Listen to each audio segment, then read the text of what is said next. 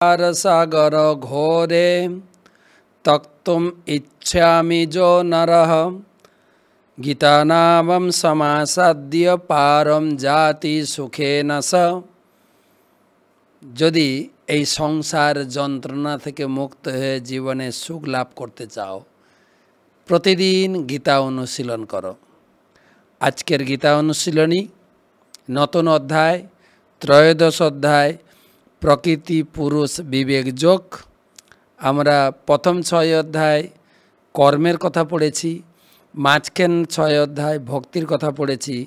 এখন আসবো জ্ঞান, পারমার্থিক জ্ঞান সাপোর্ট করবে ভক্তিকে। অর্জুন উবাচ প্রকৃতিং পুরুষম চৈব ক্ষেত্রম ক্ষেত্রজ্ঞমেব চ এতৎ বেদিতুম ইচ্ছামি জ্ঞানম জ্ঞেয়ম চ কেশব। আরেকবার, অর্জুন উবাচ প্রকৃতিং পুরুষম চৈব ক্ষেত্রম ক্ষেত্রজ্ঞমেব চ এতৎ বেদিতুম ইচ্ছামি জ্ঞানম জ্ঞেয়ম চ কেশব। অনুবাদ, অর্জুন বললেন, হে কেশব, আমি প্রকৃতি, পুরুষ, ক্ষেত্র, ক্ষেত্রজ্ঞ, জ্ঞান ও জ্ঞেয় এই সমস্ত বিষয় জানতে ইচ্ছা করি। 6টি তত্ত্ব এই 6 অধ্যায়ে পরিষ্কারভাবে ভগবান বুঝাবেন।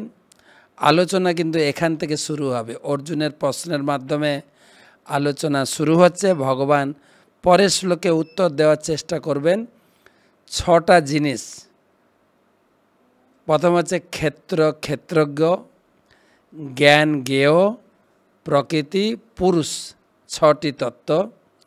যে ক্ষেত্র জিনিসটা কি? ক্ষেত্র ক্ষেত্র ক্ষেত্রজ্ঞ, ক্ষেত বলে না, ক্ষেত, ধানের ক্ষেত, ভুট্টার ক্ষেত, সবজির ক্ষেত।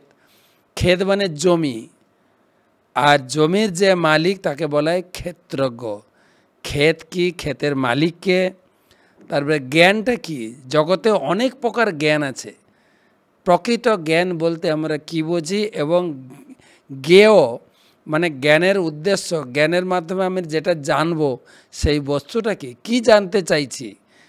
এবং প্রকৃতি পুরুষ, প্রকৃতিকে আর এই জগতের পুরুষই বাকে। এই 6টি তত্ত্ব অর্জুন জানতে চেয়েছেন। আমাদের হয়ে অর্জুন প্রশ্ন করেছেন, ভগবান একে একে উত্তর দেবেন।